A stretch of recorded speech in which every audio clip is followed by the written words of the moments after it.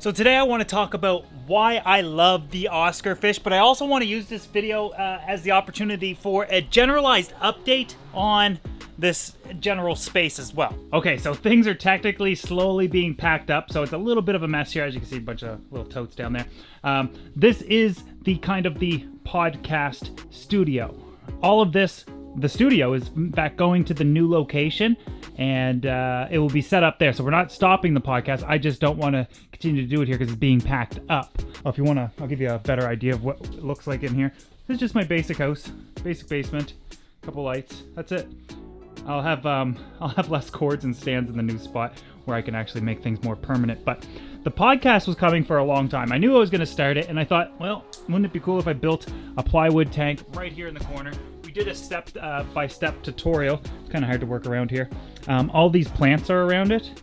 The new gallery is going to have a ton, but all these plants are here. They're fake plants to stop my cats from getting up on top of it. Anyways, today I want to talk about Oscars. So if you don't remember when we got these guys, they were considerably smaller. They're packing on size really quickly. In today's video, I'm going to talk about some things that I really like about Oscars, and we'll also feed them. Let me get the lights. So I actually got a large Oscar in the past, and we named it Hook. I basically got him to kind of do an Oscar care video because, believe it or not, Oscars at one point were the only fish that I kept in my hobby. A couple of them are a little banged up. They do fight here and there, not that big of a deal. Yeah, I really wanted to get back into Oscars and go through the entire process of raising them up and breeding them, etc. We started with 7. There's only 6 right now.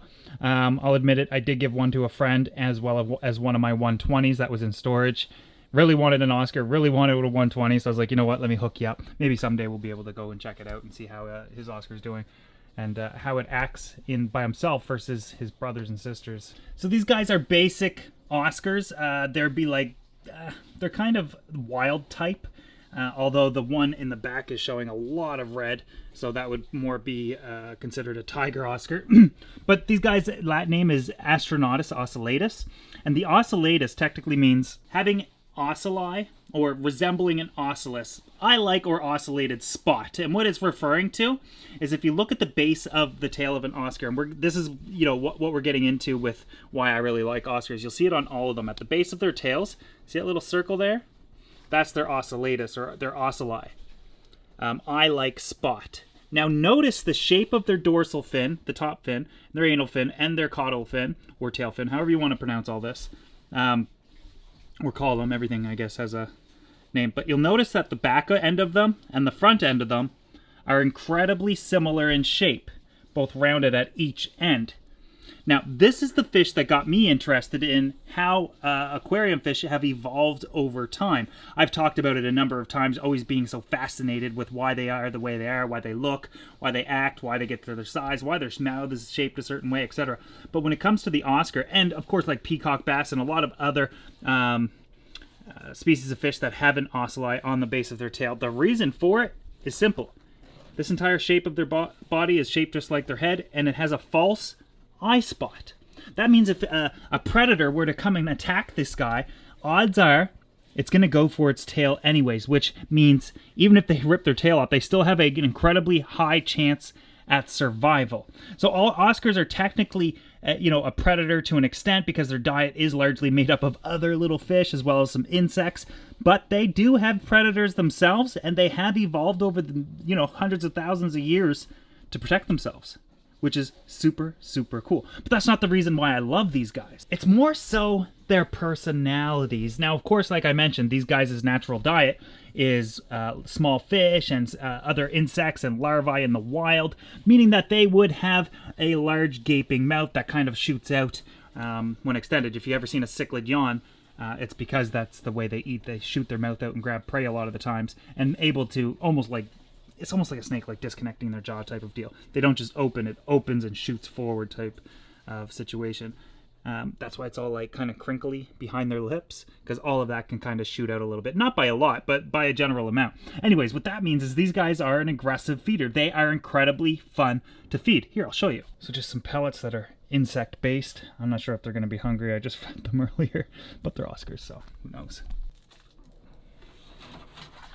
Yeah, so it's so fun to feed an aggressive feeding fish like this. It's like having a massive predator in your home aquarium, yet they're easily manageable. I mean, we've done the Oscar care video, so we're not going to get into step-by-step how to take care of Oscars, but I mean, one of these guys is good for life in a 75-gallon, for example, a 120 being absolutely perfect. They just don't do well with anything else that can kind of fit in their mouths, but they are just like puppies when they're by themselves, and that's why I've been really interested to keep like a little shoal of Oscars like this.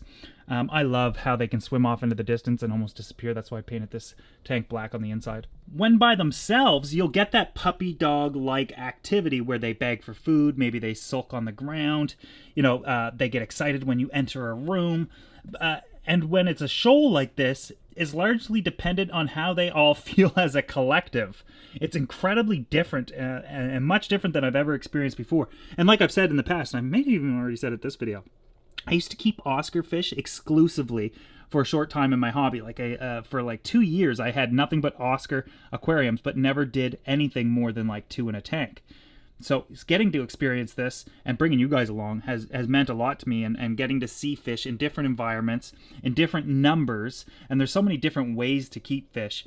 But again, that's not necessarily the #1 reason why I love Oscars. Yeah, they're like puppy dogs, but it's also abundantly clear when you have an Oscar how they are feeling.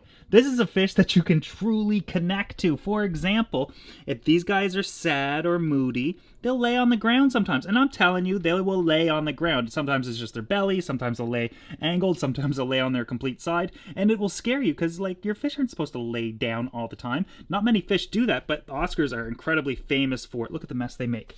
I also should probably mention they are incredibly messy feeders.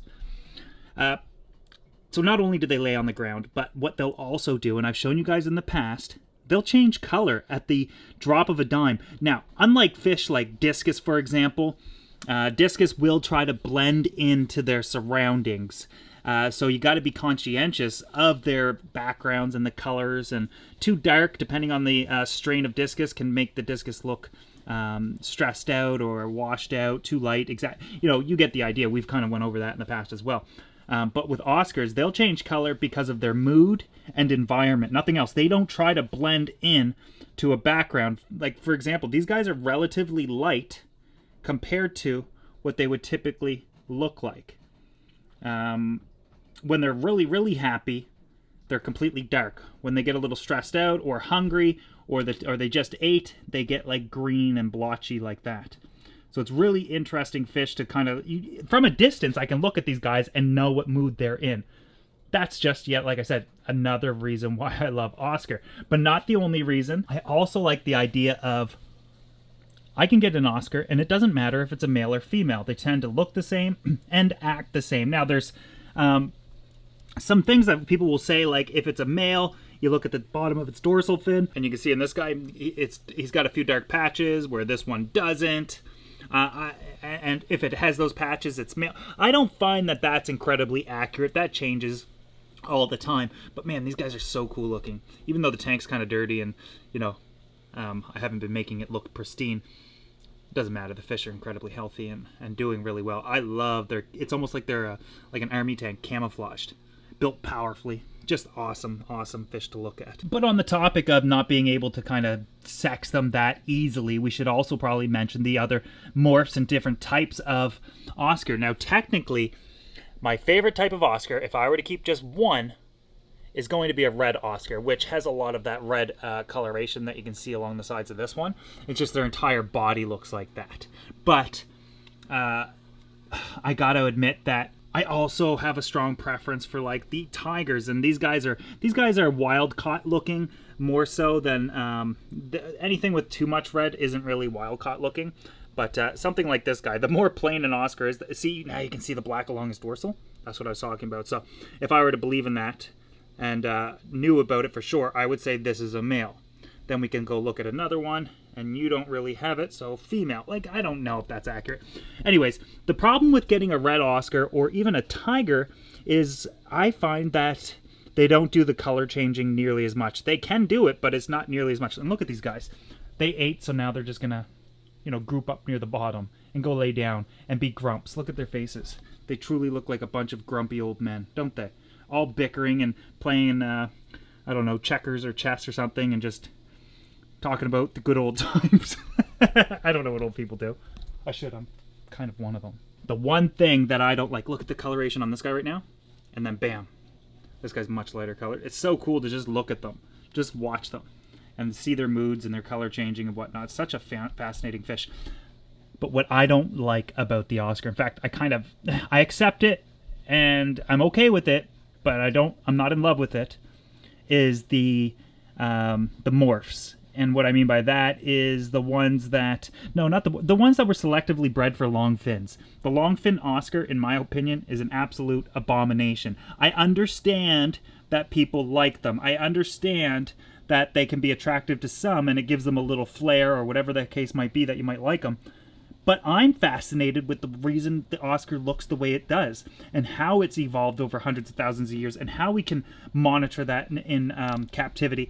And look at its tail. It's so powerful and it's so interesting, and it's meant to look like that so it doesn't nothing attacks its actual face. And then a lot of people like the longfin and it just completely takes away from it. In my opinion, it's not even really an Oscar anymore. And I guess on the topic of things I don't like about Oscars is check out the tank.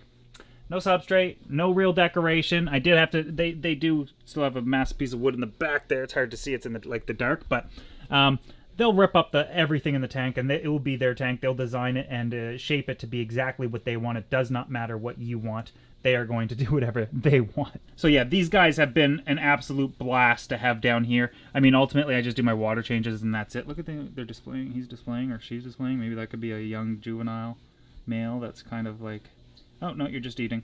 I thought you were showing off the side of your body. I forgot that you guys are also dumpsters. You'll eat anything. Just because these guys will eat anything doesn't mean you should feed them anything. I see people feeding hot dogs and bread and all that stuff.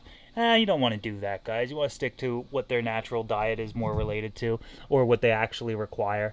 And we've done videos on that before and talked about the negative impacts of and what happens when you don't give a fish what they need in their diet, and that is, of course, shortening their lifespan, eventually killing them. Look, they're all fading off into the dark. Isn't that cool? Isn't that cool? They move as a unit. I love it. The Oscar is technically a shoaling fish, but man, I'm on the borderline of saying maybe they do a lot of schooling. At smaller sizes, when they become adults, they certainly don't stick around. As an adult is competition for other adults, but at this size, it seems as though they move directionally with each other at times. So, and that's kind of what makes a schooling fish a schooling fish. A shoaling fish is just like they find protection with each other, but they don't move as a unit. For example, they just stay kind of close to each other. That's why I call it a shoal. But isn't that cool? Look at all the different shades and colors they are right now. Not to the average person, these guys all look the same. They all look the same. But to me, they all look different. They all have different personalities, and they're all their own individual, like almost personality, I guess, or person. Okay, he's just sitting there chilling. He's like, Joe, when are you going to fix this silicone, man? What a crappy job. Yeah, I know. I was trying to rush this tank to get it done so we can start the podcast. That's it. Yet another update before we move to the new location. I actually have an appointment there in a couple of hours with a structural engineer. Make sure the floors and everything are okay. So wish me luck there, guys. I hope you've enjoyed this video. We're going to keep doing these updates every day or every other day as much as I can get them out as I work on everything else behind the scenes. So I hope you enjoy them. If you're not subscribed to this channel yet, make sure you do, or you're literally going to miss one of the biggest things that I've ever done in my hobby ever, and it's happening in like a week.